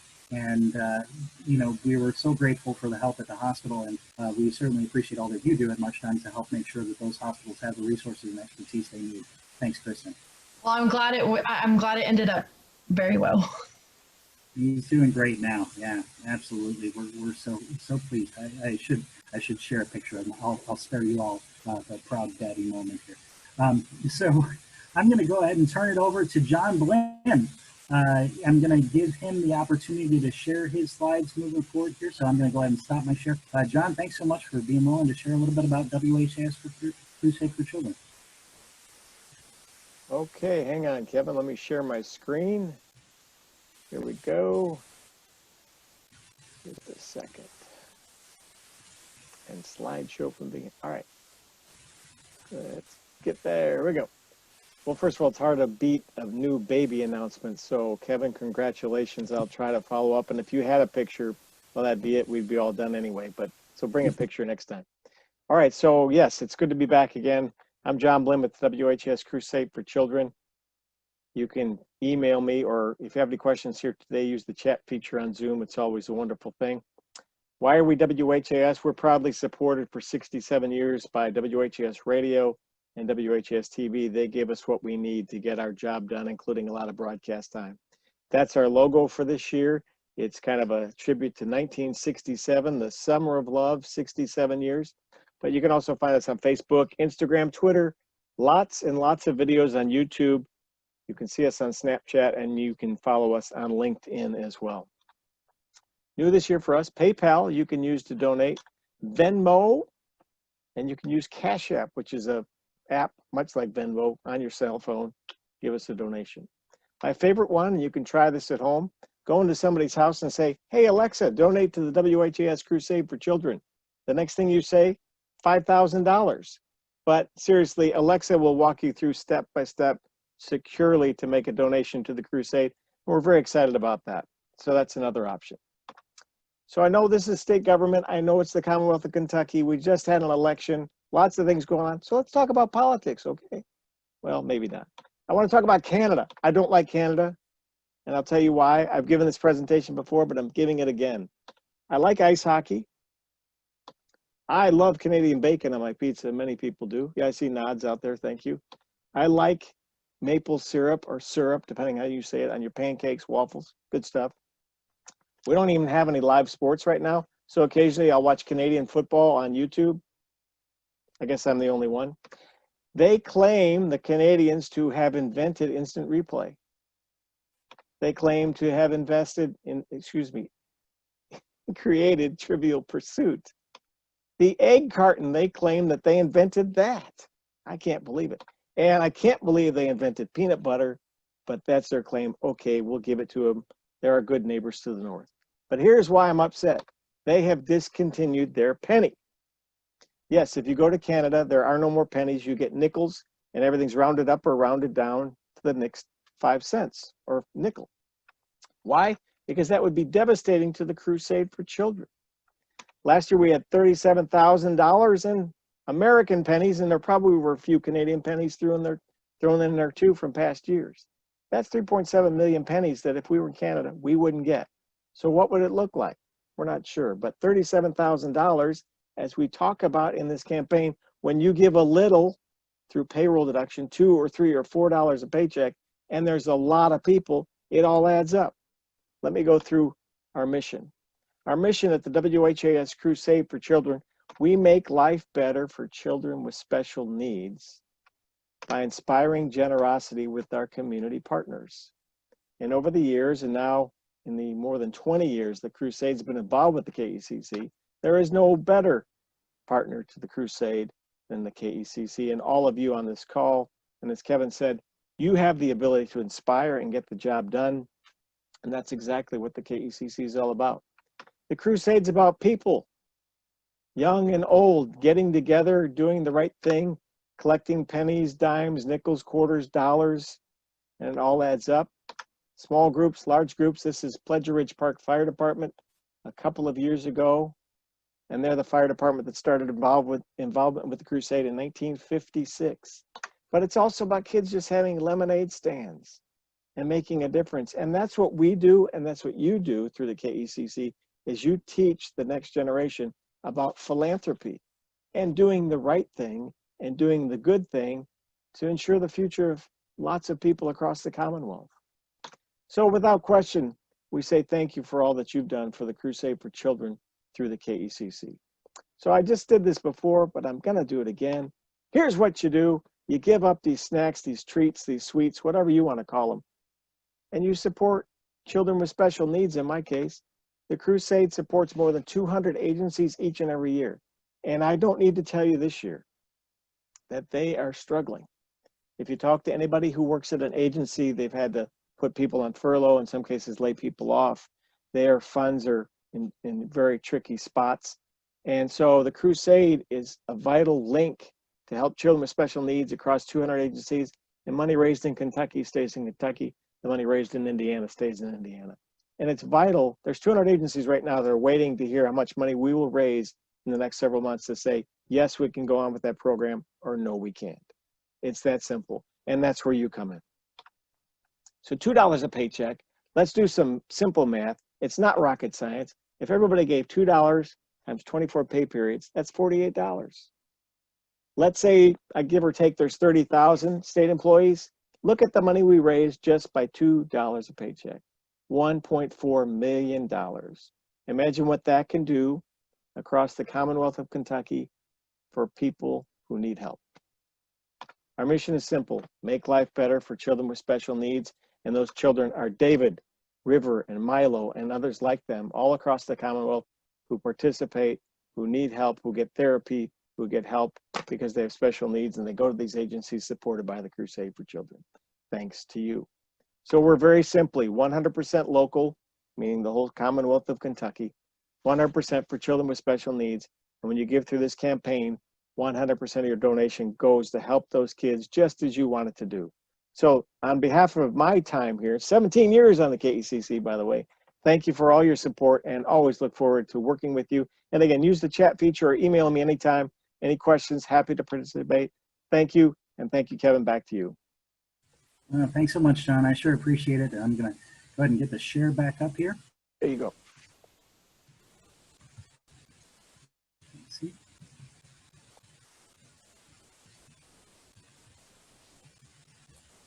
All right. So again, thank you so much, John, and all of you for sharing out. Again, like I said earlier, we do that to help you understand the value of the donations that you make. John talked about $2 per pay period adding up. If all state employees gave that to $1.4 million, that would be, let's see, 3 times what we raised last year. If every employee gave $2 per paycheck, just $48. It makes a difference. Every little bit helps. And that's what this whole thing is all about here. So thank you all again. Shifting gears here, a couple of thoughts on planning. There are 2 ways to raise more money. Get more people to give, that's the one we've been talking about, or to get people to give more. Both work, but the first one is the better option. Broadening the base of support will help you succeed in future years. Increasing participation is the most important focus for our 28th Kentucky Employees Charitable Campaign. We've said it before, if every state employee gave just $5 a pay period, we raised nearly 9 times the amount we raised in 2019. $5 a pay period can go a long way to helping a family recovering from the loss of a loved one or from a natural disaster. And it's all for the cost of, like John said, a coffee shop beverage once every couple of weeks. And hey, it's a safe and socially distant activity that can make you feel good. And we don't have a lot of those right now. So take the opportunity after this meeting to round up with your team and use the goal sheets in the training manual to talk about how much you expect to raise in participation, how much you expect to raise in average gift, leadership donors, how much you want to raise as a total overall gift from your cabinet or constitutional office. Identify how you're going to get there, right? How you're going to do it. Plan out your campaign calendar, how you're going to reach every state employee under your watch. We need your support. We need you to take that planning moment just as seriously as you do every other part of this campaign. So, all right, group meetings are the best way to ensure that every individual has the opportunity to learn about the KECC before you ask them to give. Group meetings have a lot of benefits, providing the environment with less pressure than one-on-one meetings. Employees receive accurate information about the campaign to help them make an informed decision on the campaign. The meetings can be scheduled to accommodate the work schedule of a particular division, department, or location. We can do it on Zoom. We can help you with that if you need it. Employees can ask direct questions about the KECC that can ensure that every employee is asked to give and is given the opportunity and information they need to make that pledge. So how do you start? First, you need to start. Get them on the schedule today, please, as you're getting ready to walk out of this meeting and sit at your desk and think about what you've learned today. Pick the week on the calendar that you're going to hold your first group meeting. It's likely going to be electronically. Make sure that you write it down, book it on your calendar so that you can get folks talking about KECC as soon as possible. Make it, the week of kickoff, August 19th, if you choose, or the week after. Once you find the best date, work with your department, your division, your office leadership to schedule the group meeting schedule throughout the campaign to ensure the best possible attendance. Then let us know. Contact us, contact Nicole so that we can make sure to get a charity speaker booked to join you for that call. If the meeting isn't mandatory, think about incentives for helping people come along, right? If possible, a giveaway. The KECC charities are always happy to provide you with branded materials to help with those incentives. So this is the layout of a longer form of the group meeting. It's approximately 25 to 30 minutes. It's not likely going to be the opportunity that you have this year, but that said, your booklet that we talked about on KECC.org shows how to do it in less time. In fact, meetings usually last no longer than 15 minutes. It can be scaled to fit any given slot in a previously scheduled staff meeting. To run successful group meetings, promote payroll deduction is the easiest way to give. Show the campaign video that's going to be available at kickoff August 19th, or use an employee or charity speaker to come and talk about the campaign. Encourage employees to complete their pledge right after the meeting. Follow up with those who weren't able to attend. Walking through the group timeline, the group meeting timeline here. You welcome and have your charity, I should say your cabinet leadership speak, right? Just a couple of minutes. Make some remarks and facts yourself about the campaign. Introduce the campaign video. Show the campaign video. It's never more than 5 minutes long. Introduce a speaker if you have the opportunity to do so, or a personal experience from a team member. Explain the pledge form, the online pledge form through Chris, and any incentives that you're offering. Of course, then, take a few minutes for question and answer. It's really that simple, folks. Ask for the gift. That's probably the most important piece of this. Make sure when you hold those meetings that you're asking people to give. It makes all the difference in the world. People don't give because the campaign is running. They give because someone made a personal ask. They looked them in the eye and they said, please make a gift this year. It makes a difference. And then, of course, follow up, say thank you. All right. Now to talk with us about the other part of giving besides the payroll deduction giving or one-time gift, we're going to invite Nicole Kreider and Brandy Britton from Prevent Child Abuse to talk about what it means to run exciting and fun special events. I'll turn it over to you, Nicole. Hey, thanks, Kevin. First off, I'm so happy to see many familiar and some new faces here today. Thank you all for being here and for your commitment to KECC. And I know we, the KECC charities, sound like a broken record sometimes, but we truly, really, truly could not do this work without you all. So thank you for your service and commitment to KECC. So we know that you're sacrificing your time and energy by being a volunteer, but I personally really want to make it as easy for you as possible this year more than ever. And I hope that the good work that you do as a volunteer for KECC also brings you some joy in the process. So we don't want this to be an added headache. We want this to bring you some joy this year in particular, right? So virtual events. So though things may look different this year, we're still going to work with the tools and resources available to make the most of 2020 and try to give you access in doing the type of events and fundraisers that you've done in years past. So seasoned coordinators, you know what your cabinet likes when it comes to special events. And we're probably not going to be able to do some of those events this year. Might be those chili cook-offs, you know, different food events, different sport events. Those might look a little different this year, as you're well aware. So, you also know the importance of KECC special events, how significant they are, not only monetarily, but for morale boosting, team building, and connectivity they provide to you and your colleagues. So 2020 has been rough. We're only halfway through. But Kevin and myself and all of the KECC charities want to provide you all with a positive outlet during a time when we all need a little more joy and hope. So the importance of special events for KECC. In the last 5 years, KECC raised $776,000 in special events alone. So 5 years and $750,000 just in special events. So that's nearly 20% of the campaign total. So they matter a lot. And in years past, KECC special events have brought your offices a lot of fun, a lot of activities. And though it might look different this year, we hope to continue to offer you some tools, resources, to continue those special events that you know and that your colleagues really enjoy too. So a few things do remain the same for special events. Of course, regulation, we still have to consider this year. So remember to consider the rules for KECC special events enforced by the Department of Charitable Gaming. Most importantly, games of chance are not allowed. That is generally considered a type of gambling and should be avoided. So raffles are allowed, but there are specific restrictions for raffles. All tickets must be offered at the same price, and the raffle shouldn't raise more than $150. Games of skill are always encouraged.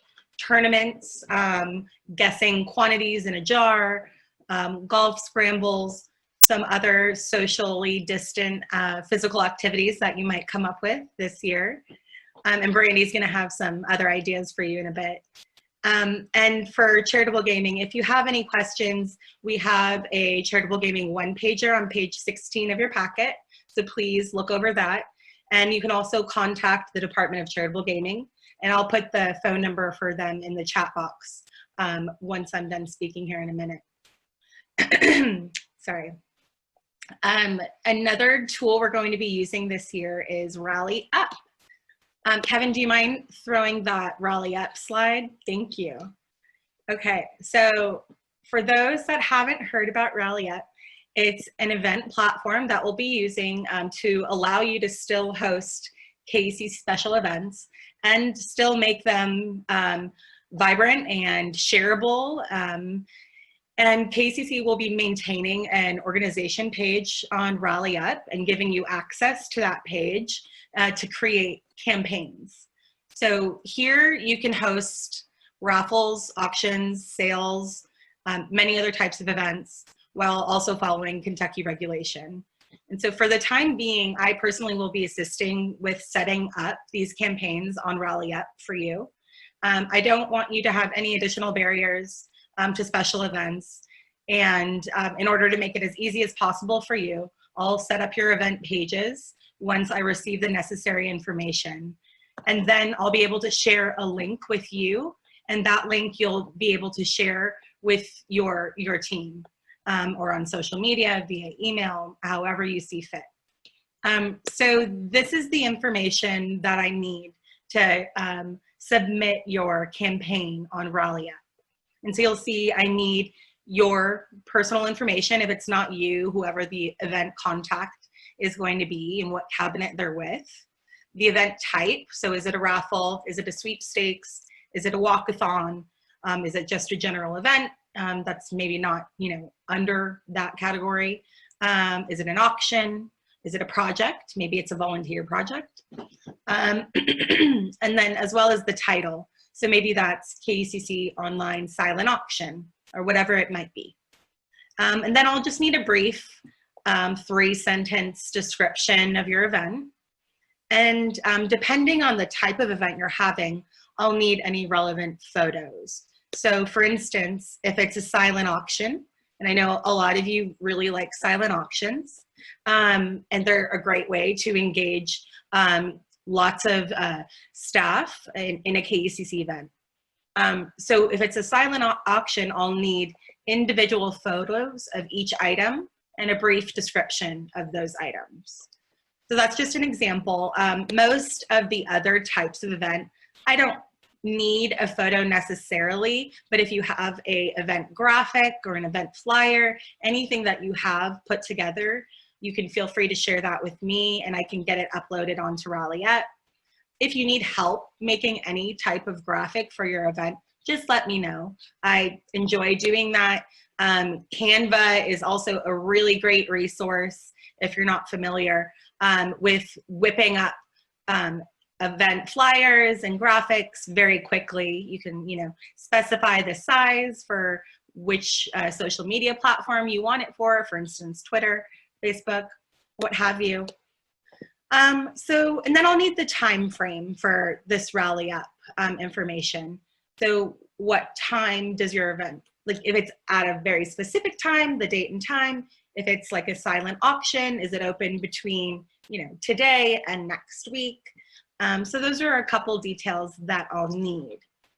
Kevin, do you want me to show quickly Rally Up to these fine folks here today? Yeah, feel free to go ahead and bring it up. We're going to try to move through this really quickly. We know we only have about 10 minutes left with you. So, okay, I'll just show it super quickly. This is what Rally Up will look like for KECC.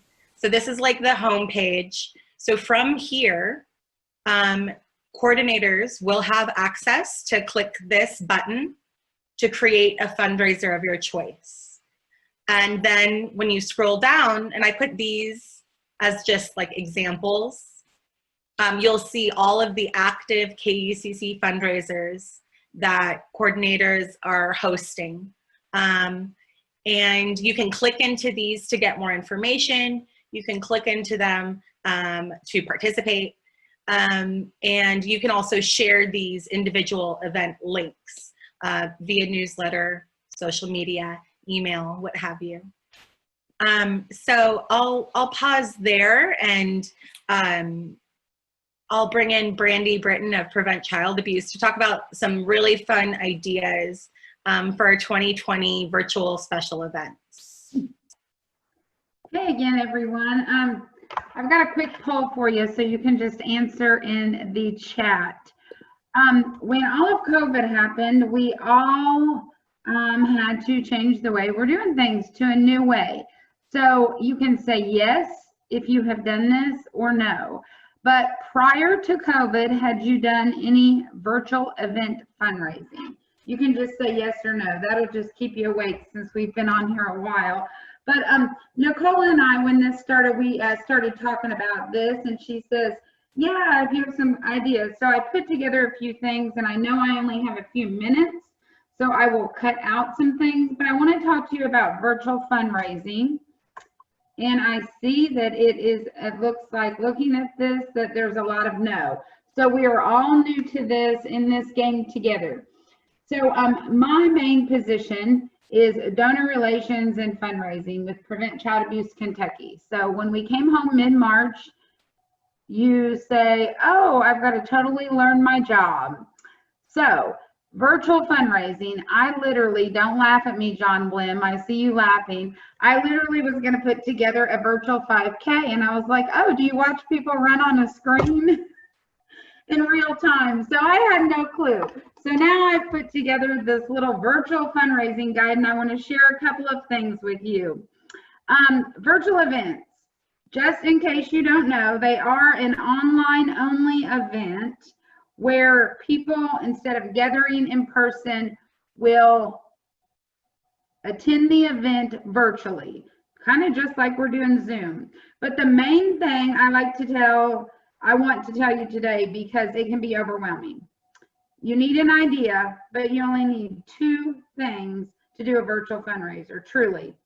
And I'm making it sound simple, but it really is. You need a well-branded campaign page.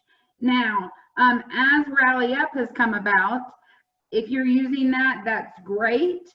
Just make sure that you have a place to advertise this. And we will go into that in a few minutes, whether it's a digital flyer or whatever you have to have a place to advertise your campaign, social media. The second piece of a virtual fundraiser is a great communication strategy. So in my case, I'll give you a quick, fast example. We have done a race every year called the Lexi 5K Memorial Run Walk. And this is in memory of a little girl who died at the hands of her step-grandmother through child abuse, maltreatment. However, this is also a fundraiser for us, and we try to raise awareness. What I did is I sat down and put together a 45-day social media campaign. So everything that I wanted to say through social media was in this plan. The time of the post, what it was going to say, the graphics, the videos, and everything. So maybe this won't be so intense, but I just want you guys to know that the communication strategy is huge. Because before, you could put banners across towns and flyers and get on TV interviews. Now your communication has to drive through a page, through a campaign page.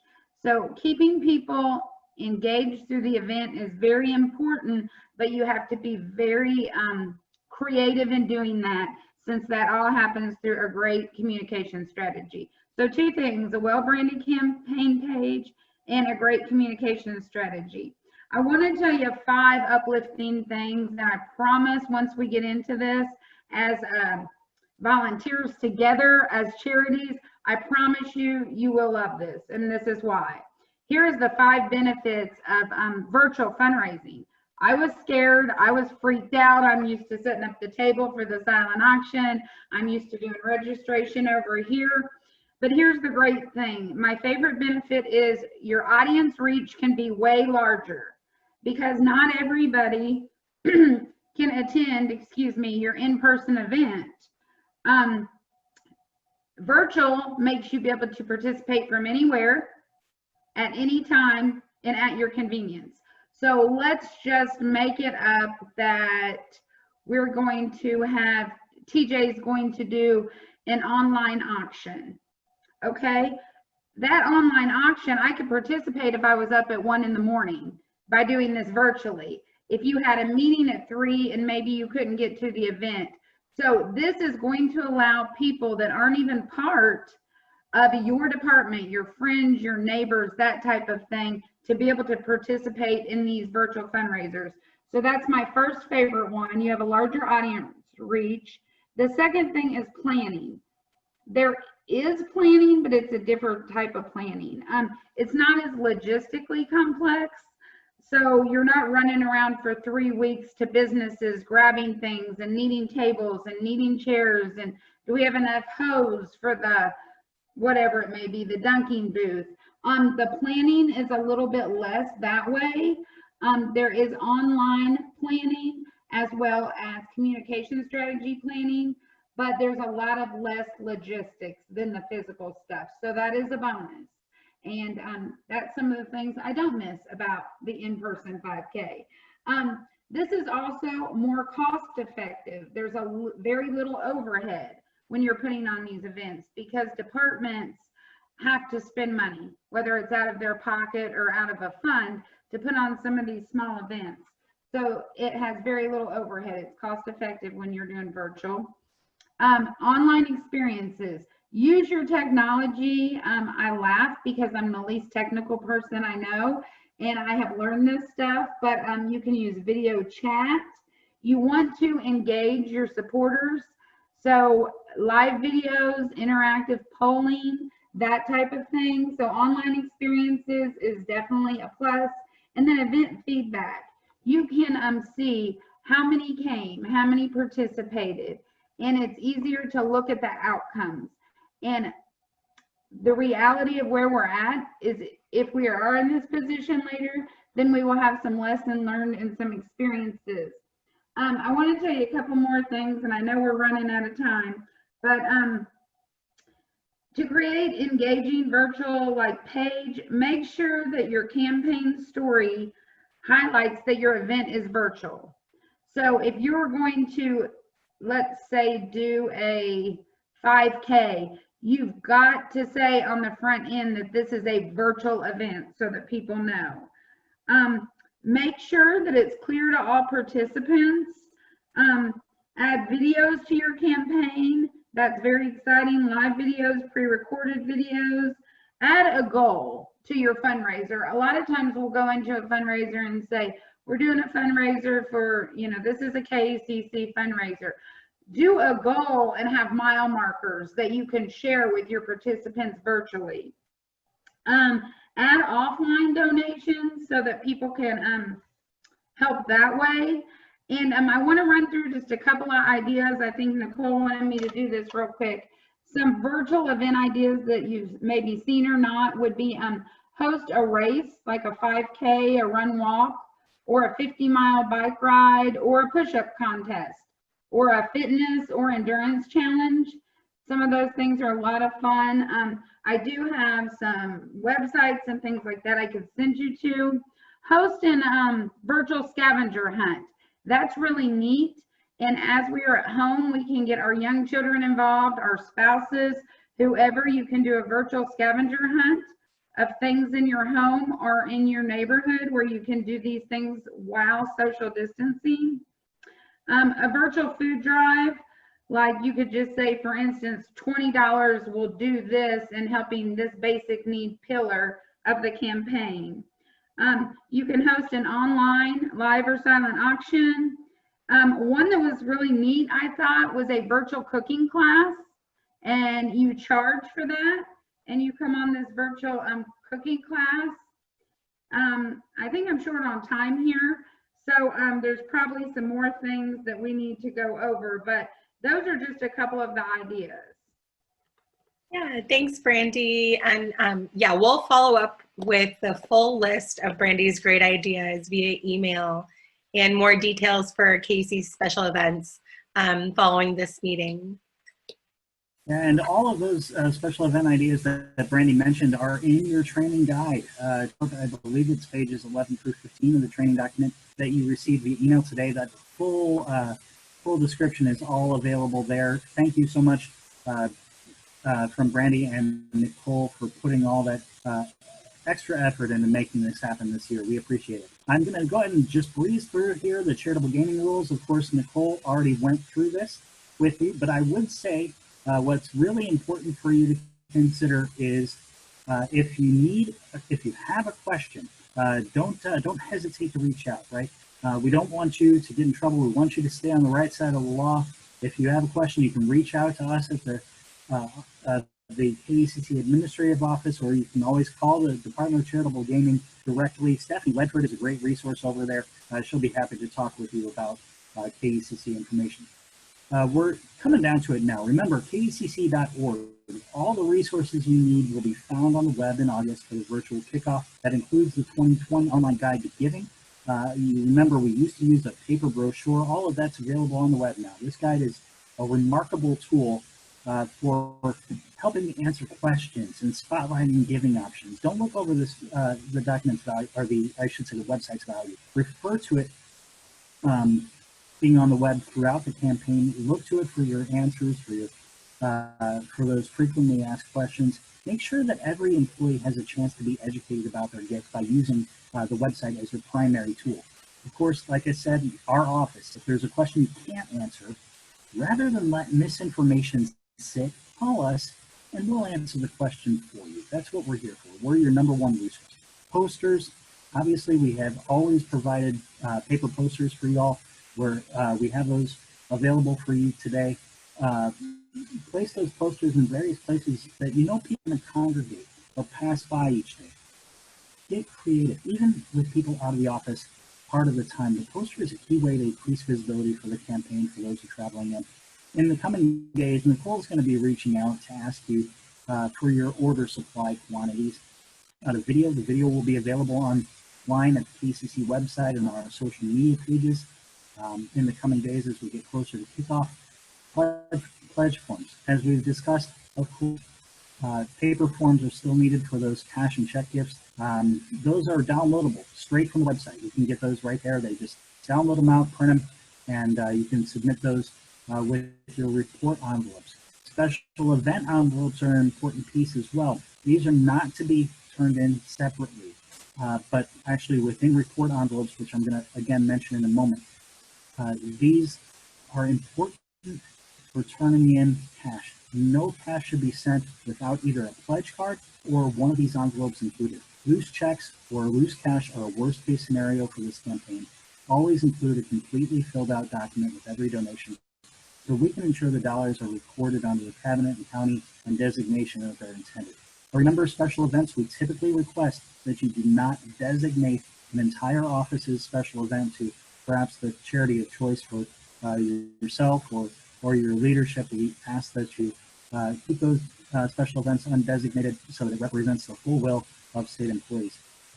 The report envelope, as I believe Nicole mentioned, this is a critical component of your reporting process and our auditing process.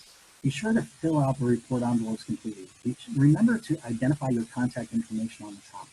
Include any paper pledge cards that you might have for those cash gifts and all special event envelopes. We take these report envelopes very seriously because they're a formal record for the campaign. Note also, payroll reports are available to you in CRIS, to each coordinator. These reports do not need to be included in a report envelope. They're provided from personnel to United with the KECC Administrative Office separately. Your next steps here. Most importantly, like I've said, set the timeline that works for you and stick to it. Make a checklist for your offices. Larger cabinets, the campaign takes longer to operate. So make sure you have every step identified and communicated to your team. Small cabinets, you should be able to run your campaign in far less time. Depending on your size, 2 to 4 weeks for pledges should be far more than enough. Continue to evaluate your past results. Determine where your improvements can be made, especially in participation. Also, remember to say thank you and to identify, those moments where you can reach out to folks and ask them to maintain last year's gift, right? To come back and give again. We ask you to recruit co-leaders. Again, you can't do this alone, so build your community now. Recruit your volunteers.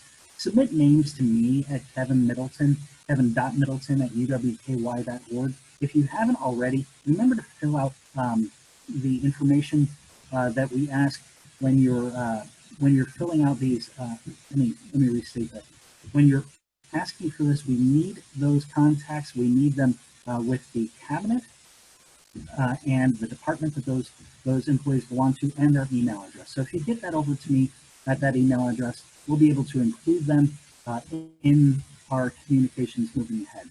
All right, so any questions? I know we're running a little behind here. Any questions that you have at all, feel free to either put them in the chat box or you can unmute yourself and ask a question right now. We're happy to answer.